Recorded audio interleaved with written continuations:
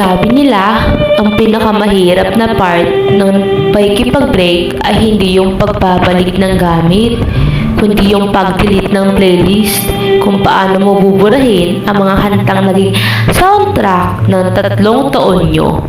Ngayong gabi, isang notification ang lumabas sa screen ni Thea.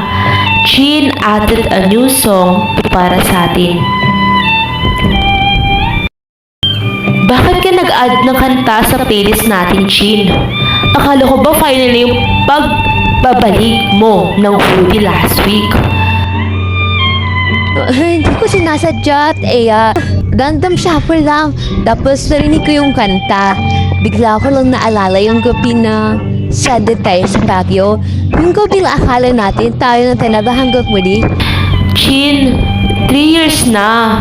3 years na tayong wala. Bakit kailangan pang lagyan ng soundtrack yung multo ng nakaraan? Kasi ang madaling sabihin tapos na. Pero bakit hanggang ngayon, collaborative pa rin yung playlist na to? Bakit hindi mo pa rin ako ina-unfollow? Bakit nakikita ko pa rin tuwing gabi na nakikinig ka sa ere ni Juan Carlos sa Spotify?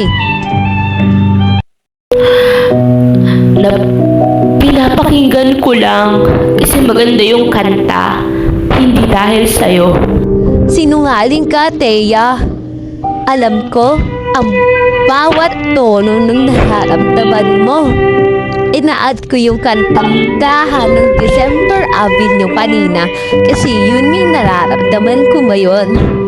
Dahan-dahan natin bilang tao at ang isa't isa.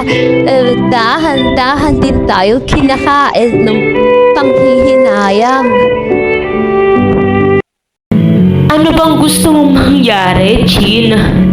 Gusto mo bang aminin ko na hanggang ngayon, hindi ko pa rin madelete yung playlist na yan? Kasi bawat kanta dyan, may mukha mo na tuwing madaling araw, pinapatugtog ko yung mga kanta natin para lang maramdaman na hindi ako ang nag-iisa. Ang gusto ko lang ay huwag mong itanggi na naging totoo tayo. Na kahit nasaktan tayo, hindi naging basura yung 3 taon na yon. Ang hirap sa'yo, Chin. Puro ka musika, pero ang realidad, wala nang kanta ang nakakabalik sa atin dati. Wasak na tayo. At kahit anong ganda ng playlist na yan, ang huling kanta ay palaging paalam. Sa gitna ng dilim, magkalayo man sila, iisang kanta ang naririnig nila sa kanilang mga headphone. Isang kanta ng pag-amin at isang kanta ng muling pagsuko.